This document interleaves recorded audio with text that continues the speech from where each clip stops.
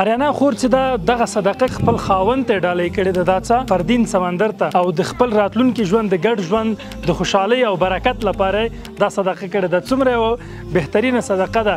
په صدقاتو کې بهترینه صدقه جاریه صدقه ده، هغه صدقه چې عام المنفعه وي او عام خلک ترې استفاده کولی سي، چې یو له هغو بهترینو صدقو څخه د څاه یا د پاکو اوبو ژوره څاه کیندل دي.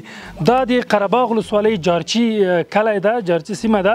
دلته د خلکو د اوبو د پاکو اوبو د نشتون ستونزه درلودله. الحمدلله قمر بنسټ دغه هڅه روانه کړې ده د افغانستان په ګڼ شمېر ولایتونو کې. دلته هم د دې خلکو ستونزو ته په کتو دغه څاه موږ جوړه کړله. تاسو وینئ دغه دوستان ولاړ دي شاوخوا، د ماشومان دي، ټول ډېر خوشحاله دي. اریانا خور چې دغه صدقه کړې ده، خپل خاوند ته ډالۍ کړې ده، دا څه فردین سمندر ته او د خپل راتلونکي ژوند د ګډ ژوند د خوشحالۍ او برکت لپاره دا صدقه کړې ده. څومره بهترینه صدقه ده. همدغسې ډالۍ موږ او تاسو باید په خپل ژوند کې خلکو ته ورکړو. د صدقې په توګه دا څه خپل خاوند ته ډالۍ کړې ده او تر کومه چې دا څه څخه خلک اوبه استفاده کوي، دوی ته به اجرونه او خیر رسیږي.